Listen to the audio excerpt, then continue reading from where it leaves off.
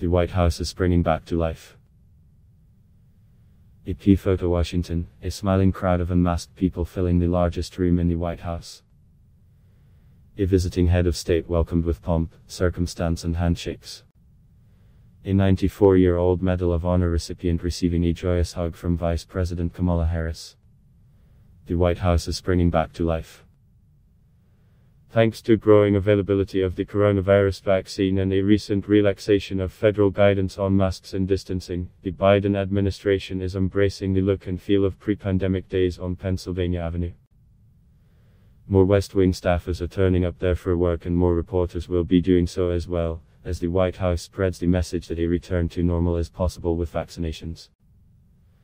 There are lingering concerns about safety and mixed messaging, the same contradictions and confusions that are popping up across a nation that is gingerly reopening.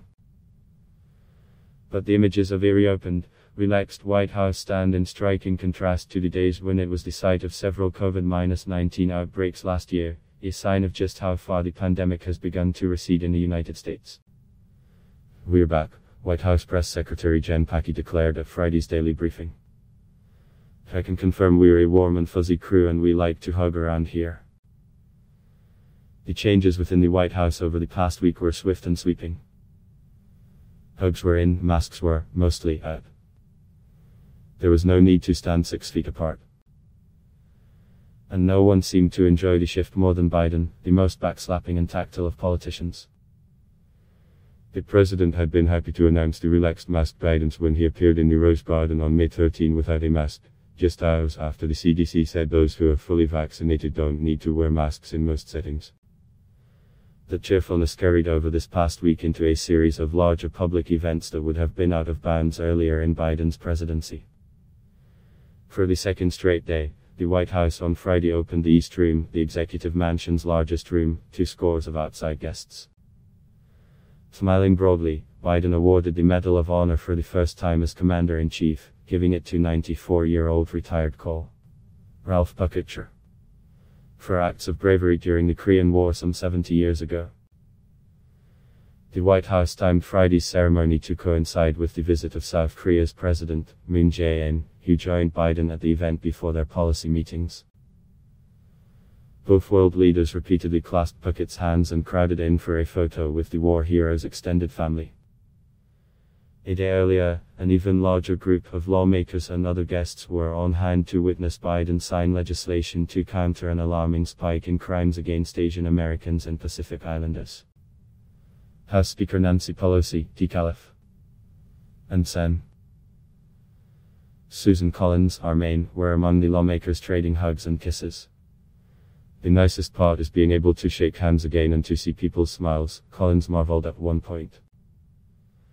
Afterward, lawmakers who helped shepherd the legislation through Congress surrounded Biden as he signed the measure into law.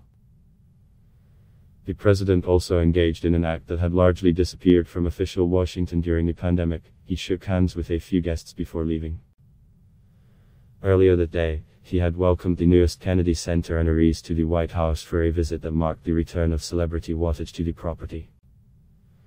By multiple accounts from Kennedy Center honors recipients, the White House event was high-spirited, with Biden seemingly thrilled to have visitors. Debbie Allen called the president so engaging and open. "He spent a lot more time with us than I expected." Joan Baez said the official visit turned into a jolly romp, included a tour of the Rose Garden and culminated in Baez singing for Biden. Due to social distancing guidelines, the number of journalists allowed inside the White House shrunk once the pandemic hit, with the briefing room only about a quarter full for Psaki's daily question and answer sessions. Capacity is slated to go to 50% soon, with the goal of a full return by summer. The daily COVID-19 testing requirement for staff and most journalists was also expected to soon be waived for the fully vaccinated.